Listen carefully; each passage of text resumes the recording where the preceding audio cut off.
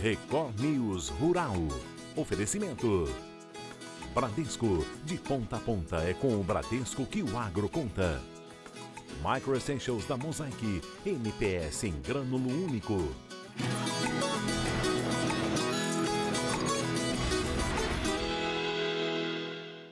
Oi, bom dia para você. Pesquisadores descobriram que a produtividade das lavouras de café em áreas de Mata Atlântica pode aumentar com o reflorestamento. A pesquisa demonstrou a viabilidade econômica da restauração florestal em áreas produtoras de café na Mata Atlântica. Publicado na revista científica On Earth, o estudo é assinado por pesquisadores da USP, Universidade de São Paulo, e pelo diretor executivo da Fundação SOS Mata Atlântica.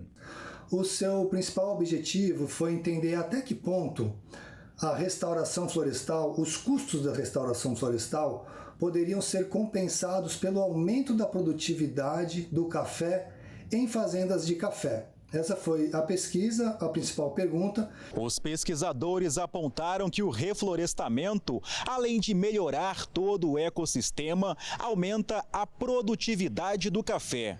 Outras culturas também podem ser beneficiadas. Uma relação que ajuda tanto a natureza quanto o agronegócio. O principal resultado, a principal conclusão dessa pesquisa foi descobrir que os custos de restauração de uma floresta em fazendas de café são compensados pelos aumentos de produtividade do cafezal, e esses aumentos de produtividade são resultado dos serviços ecossistêmicos proporcionados pelas florestas que são plantadas, pelas florestas nativas. Então, essa é uma conclusão bastante original e muito importante que mostra esse ganha-ganha da dimensão ambiental com a dimensão agronômica e do ganho de produtividade em fazendas de café. Isso também vale para outras culturas agrícolas que dependem da polinização para o aumento da produtividade. Os pesquisadores analisaram diferentes cenários de restauração de mata nativa em fazendas produtoras de café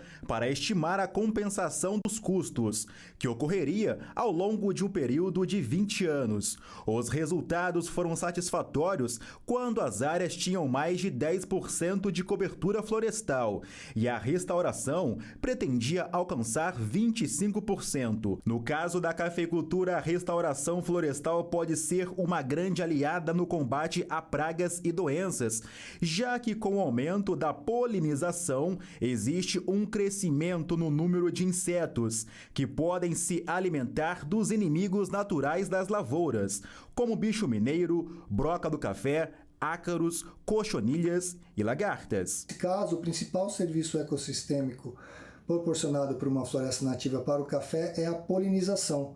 Dentro das florestas vivem insetos que polinizam as flores do cafezal e que fazem que a produtividade seja maior. Então esse é o grande benefício da floresta. Nesse caso, a floresta também gera outros serviços ecossistêmicos, né? A produção de água, o controle das temperaturas do ar, também hospeda, né, insetos que são inimigos naturais, que fazem a predação de pragas e doenças do cafezal, mas nesse caso o principal serviço ecossistêmico é hospedar insetos que são responsáveis pela polinização das flores e, portanto, maior produtividade dos pés de café. O estudo ressalta que a restauração florestal é fundamental para reverter a perda de biodiversidade e as mudanças climáticas. Segundo a Fundação SOS Mata Atlântica, no Brasil, a legislação ambiental já prevê a restauração e conservação de vegetação nativa em propriedades rurais. Plantando florestas, a gente está sequestrando, removendo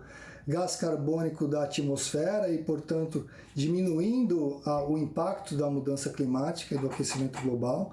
Também tem um papel de adaptação, porque as florestas regulam o clima, disponibilizam mais água, evitam temperaturas extremas, que também são serviços muito importantes para a produção da agropecuária. Atitudes como essa, além de ser um bom exemplo para as próximas gerações, amplia mercados e contribui para um mundo melhor. A combinação de uma alta produtividade com a sustentabilidade ambiental é uma tendência irreversível no Brasil e no mundo. para o comércio internacional, principalmente para culturas como o café, que são exportadas para o mundo inteiro e para alguns mercados muito exigentes, como o mercado europeu, por exemplo. Então essa pesquisa mostra que é possível não só a gente ter desmatamento zero, ter restauração e ter ganhos de produtividade, e o Brasil mostrar que tem e pode ter ainda muito mais uma agricultura muito sustentável, rentável e competitiva. O Ministério da Agricultura e a Peixe BR anunciaram o fim da exigência do Certificado Sanitário Internacional para o filé de tilápia brasileiro, que é exportado para os Estados Unidos. Este ano, o Brasil assumiu a segunda posição entre os maiores exportadores de filé fresco de tilápia para os Estados Unidos, o principal comprador do mundo. Entre janeiro e setembro, o país exportou 3.100 toneladas, sendo responsável pelo abastecimento de 24% do mercado norte-americano de filé fresco.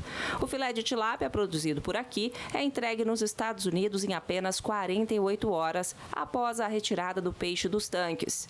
As empresas de tilápia no Brasil apresentaram um crescimento de 440% nos últimos anos. O fim da obrigatoriedade do certificado internacional aconteceu após um acordo com o FDA, que é o órgão responsável por regular a segurança, a qualidade e a eficácia de diversos produtos nos Estados Unidos, entre eles os alimentos para humanos e animais. O valor bruto da produção agropecuária deve registrar queda em 2024. O valor bruto da produção deve atingir o montante de 1 trilhão e 200 bilhões de reais em 2024, valor 2,2% menor que o resultado do ano anterior. Os números foram divulgados pela Confederação Nacional de Agricultura e Pecuária. O VBP é o faturamento bruto dentro dos estabelecimentos rurais, considerando as produções agrícolas e pecuárias, com a média de preços recebidos pelos produtores de todo o país. Para a agricultura, a cultura de maior participação no VBP é a soja, que na projeção atual representa 37,4% do total. E é estimada uma retração de 17%, computando baixas no preço e na produção. No milho, a retração esperada é de pouco mais de 19%. A cana-de-açúcar deve registrar crescimento de 5%. Nesse contexto, o VBP estimado da agricultura em 2024 é de 834 bilhões de reais, uma redução de 4% em relação ao ano anterior. Na pecuária, a bovinocultura de corte tem previsão de aumento de pouco mais de 4% na produção para este ano. O aumento da oferta pressiona os preços para baixo. A previsão de redução é de quase 9%.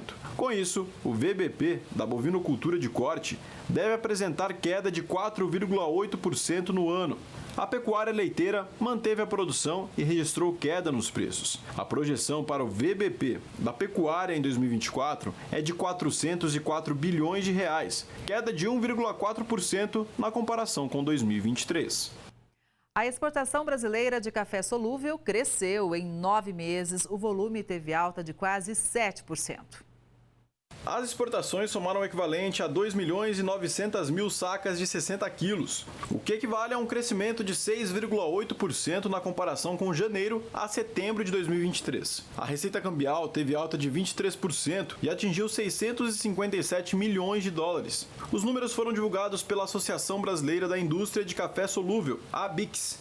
Os Estados Unidos lideram o ranking de países compradores com 517 mil sacas nos 9 meses. A Rússia vem na segunda posição, 194 mil sacas. A grande novidade nas exportações brasileiras ficou por conta de países que também são vendedores, como a Indonésia, com 166 mil sacas, um crescimento de mais de 18%. Já os mexicanos, segundo maiores produtores mundiais de solúvel, chegaram ao 8º lugar na tabela ao ampliarem em 195% a compra do produto brasileiro. O consumo interno também tem números positivos. O Brasil consumiu o equivalente a 823 mil sacas de café solúvel, uma alta de 2,4% em relação aos 9 meses de 2023. A seca deste ano é uma das piores já registradas no Amazonas, afetando mais de 800 mil pessoas e expondo o impacto de uma crise ambiental sem precedentes. Desde o mês passado, a navegação está prejudicada no Rio Madeira. E nos últimos dias, a seca também interrompeu o transporte de grãos na hidrovia do Rio Tapajós. Quem chega com todas as informações para a gente é o Claudomiro Carvalho Filho, que é presidente da Associação Brasileira para o Desenvolvimento da Navegação Interior, a ABANE. Bom dia, Claudomiro. Seja sempre muito bem-vindo aqui ao Record News Rural. Bom dia, sempre um prazer poder falar um pouco para esse Brasilzão sobre o que está acontecendo na Amazônia. Nós temos, no rios da Amazônia, nós temos praticamente grande parte do escoamento da produção do Mato Grosso, da produção de Rondônia, passa pelo rio da Amazônia. E o que nós estamos vivendo pelo segundo ano consecutivo é uma seca extrema, onde nós já temos há 40 dias a Rio Madeira e temos agora, nessa última quinzena, a paralisação do rio Tapajós, que são os dois principais rios de escoamento dessa carga toda. Mas temos também boas notícias. O Madeira começa a dar sinais de enchente, já temos aí uns 3, 4 dias que o Madeira parou de vazar e começou a encher, muito timidamente, mas já enchendo. Isso já nos alegra, já nos traz realmente uma esperança de que até dezembro a gente consiga restabelecer pelo menos parte da navegação com alguma capacidade de carga já escoada. O rio Tapajós ele é um rio com praticamente 30 dias após o Madeira, então eu creio que o Tapajós, nós só vamos ter o retorno da navegação no Tapajós a partir de dezembro, segunda quinzena de dezembro. E isso traz para nós uma preocupação, traz para todo o agro brasileiro uma grande preocupação, porque é por esses rios que se escoa grande parte da nossa produção. Mas temos também já, de boa notícia, a draga que começa a dragar a Foz do Madeira já está em fase de instalação para começar a dragagem, e a gente crê que até dezembro realmente se estabeleça a navegação plena do Madeira e o início da navegação do Tapajós. Se Deus quiser, quando a safra começar em janeiro de 25, estaremos pleno para fazer esse grande serviço de escoamento da safra para colocar o Brasil na sua vanguarda de exportador de grãos. Olha, que boas notícias, apesar desse cenário, você trouxe para nós, Claudomiro. Mas para a gente entender melhor, assim, para quem não acompanha tanto de perto, uma vez que a gente está para o Brasilzão inteiro, como você mencionou no começo da sua entrevista, no começo da sua fala, é o seguinte: qual que é a dimensão do escoamento de grãos, tanto pelo Madeira quanto pelo Tapajós? O norte do Brasil, os portos do norte do Brasil já escoam algo em torno de 51% da produção de exportação, do que é exportado. Então, e os dois principais rios, a soma do Madeira com o Tapajós, nós estamos falando em algo em torno de 40 milhões de toneladas. Isso é um número significativo que passa pelos nossos rios e que traz, de certa forma, uma competitividade maior para os grãos produzidos no norte do Mato Grosso ou no noroeste do Mato Grosso. Então, veja como realmente é uma região fundamental, importante, e por isso que tem esse alerta todo quando existe uma seca mais severa. De qualquer forma, Claudomiro, é sempre bacana a gente explicar também para quem acompanha aqui o Record News Rural, que a região ela tem esses períodos mesmo, né, de vazante e outros de cheia, né? Todo ano a gente vive esse período que a gente chama de seca na Amazônia. É claro que os dois últimos anos foram mais intensos, mas se você pegar ao longo da história de 120 anos, nós já tivemos grandes secas na Amazônia também.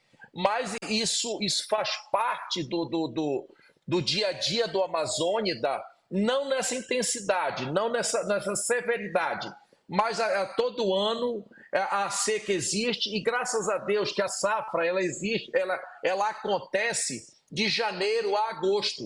O que a gente está vivendo agora são paralisações, a dificuldade de chegar com fertilizante, a dificuldade de escoar parte da safrinha, que é como se chama, mas o grosso da safra realmente se escoa de janeiro a julho. Então isso não chega a ser prejudicial, porque nesse período a natureza nos dá rios caudalosos que a gente consegue fazer uma boa navegação. E a outra grande boa notícia é que o Solimões Amazonas, que vem da fronteira do Brasil com o Peru, nós já temos lá uma enchente razoável, já na ordem aí de 10 a 15 centímetros todo dia, e isso realmente vai fazer com que essa água chegue no Baixo Amazonas.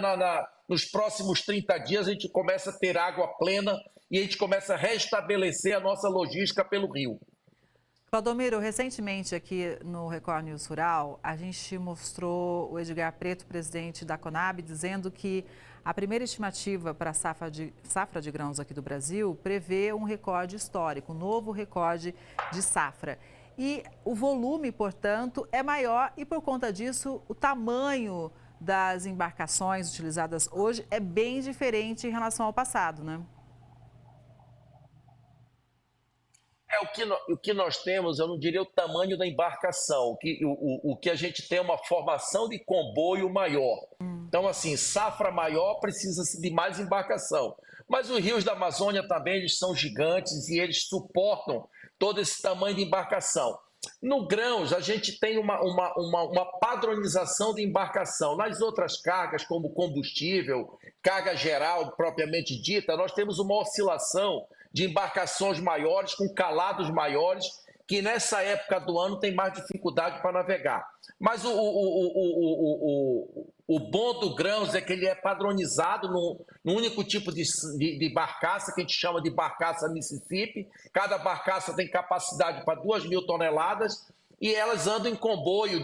O menor comboio que nós temos na Amazônia são 9 barcaças, então nós estamos falando de 18.000 toneladas, e o maior comboio na Amazônia são 35 barcaças, que nós estamos falando de 70.000 toneladas, que é maior do que um navio Panamax. Então, essa é a dimensão e a grandeza dos rios da Amazônia para fazer frente a esse recorde de safra, e graças a Deus, que ano após ano o Brasil vem batendo seu próprio recorde de safra, e isso faz com que a gente, aqui na Amazônia, possa cada vez mais se preparar para esse escoamento de safra. Claudomiro, conta pra gente, né? Quais são os desafios para a gente melhorar realmente a logística sempre, contando com esses períodos de cheia, de seca e também colocando nessa conta o fato de que os 2 últimos anos a seca foi mais severa em relação aos anos anteriores.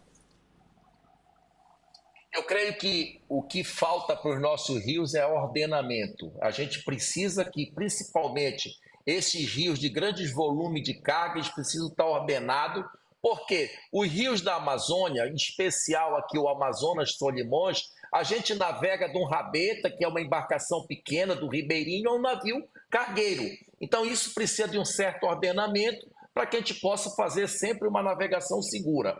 O rio Tapajós e o rio Madeira, que são rios de grande volume de carga, que são rios que sofrem mais a influência da estiagem, a gente precisa criar um serviço mais contínuo de dragagem, de sinalização, de tudo. E a gente entende que tudo isso pode ser feito pela iniciativa privada numa concessão de serviços do rio. O que são esses serviços do rio?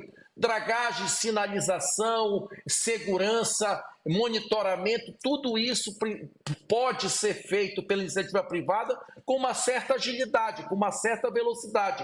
Eu não vejo mais a gente fazer navegação plena na Amazônia que não seja com uma dragagem permanente. Então, para nós atrairmos uma dragagem permanente, nós temos que criar algum mecanismo de que a gente possa remunerar esse serviço de dragagem de uma forma contínua e permanente. Então, se temos dificuldade na captação de recurso público para fazer esse tipo de serviço, a iniciativa privada está pronta para assumir esse serviço do rio e fazer esse rio pleno, que nesta época do ano, os projetos dizem que é possível você ter 3 metros de calado, e aí nós vamos fazer navegação plena. Então, acho que o ordenamento do rio, o uso da parceria público-privado para que a gente possa ter os serviços que são necessários no Rio com uma certa agilidade, vai melhorar muito essa logística. E o Brasil já discute esses pontos de uma forma mais objetiva ou ainda não? O Brasil, a ANTAQ, que é a nossa agência reguladora, aprovou um plano geral de outorgas já para vários rios do Brasil, em especial para o Rio Madeira e Rio Tapajós, e a gente no Rio Madeira, que é o piloto nosso, estamos discutindo qual é o melhor formato. Quem é que paga esse vamos chamar assim, esse pedágio? Quem se utiliza mais? Quem se utiliza mais? Quem tem maior volume de carga? O ribeirinho não paga, o passageiro não paga. Então, assim, a gente quer pagar. Eu sou um usuário do Madeira, eu prefiro pagar do que não ter o serviço. Ou eu prefiro pagar, ter o serviço, de que ficar agora 60 dias paralisado porque não tem água para se navegar. Então, assim, nós estamos discutindo, está em fase, isso está no âmbito da ANTAQ, da agência reguladora, está no Ministério de Portos e Aeroportos, se discutindo para ver se no verão de 2025 nós já tenhamos uma solução mais continuada do como a gente vai enxergar isso no futuro. Importante ter trazido esse ponto aqui para a gente também, Claudomiro, e a gente vai acompanhar com certeza, viu? Agora, a gente falou dos rios, mas é muito importante também a gente falar dos portos, porque nós temos acompanhado aqui, por exemplo, o Porto de Santos tem uma fila, né? Às vezes um atraso, principalmente o pessoal do café tem reclamado bastante pela demora para o envio para o mercado internacional. E quais são as necessidades aí dos portos da região norte, Claudomiro? Tanto o sistema de navegação como o sistema de portos ou de transbordo, como a gente chama, vai precisar ser ampliado. O setor vem dizendo, a produção vem mostrando para a gente que nos próximos 10 anos se dobra de tamanho. Se hoje a gente está fazendo nessa faixa de 38, 35 até 40 milhões de toneladas, nós vamos fazer 80 daqui a 10 anos.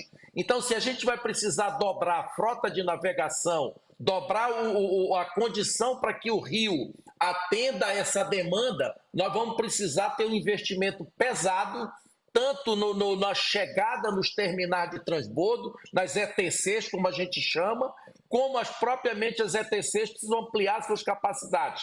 O Brasil vem mudando um pouco a sistemática de transbordo, principalmente no que a gente chama de transbordo ao largo, que é o transbordo da barcaça direto para o navio, sem usar um terminal terrestre, sem usar uma infraestrutura terrestre, e isso realmente vem trazendo bastante competitividade, porque quando você permite que a carga transborde da barcaça direto para o navio, isso traz uma certa agilidade. Mas nas pontas, como a gente chama, onde origina a carga, onde a carga sai do rodoviário e cai no fluvial, vai se precisar ampliar com toda certeza para que a gente possa fazer frente a essa demanda que é crescente. Exatamente, né? O mundo cada vez mais demanda da gente, o produtor planta, ou seja, tem todo o investimento e a logística faz parte desse processo, né? Então é fundamental a gente estar olhando para isso com o maior cuidado, com maior atenção e, como você disse, Claudomiro, ampliar, né, e fortalecer toda essa logística. Olha, a gente vai fazer um combinado aqui, porque você me disse que em dezembro a situação deve estar bem diferente e aí a gente vai voltar a conversar para atualizar tudo. Vamos fechar assim? Ok, está combinado. Claudomiro, então, fechado. Está fechado. Eu agradeço muito, tá, a sua entrevista, esse momento da gente atualizar a situação, porque nos preocupa muito. A gente vem acompanhando toda a situação da seca no norte do país, a gente sabe da importância, valorizamos muito toda a região norte do Brasil.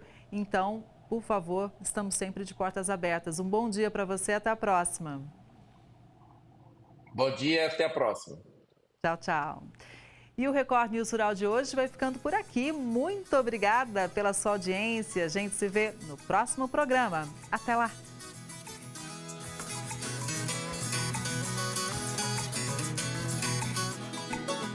Record News Rural. Oferecimento. Bradesco, de ponta a ponta é com o Bradesco que o agro conta. Micro Essentials da Mosaic, NPS em grânulo único.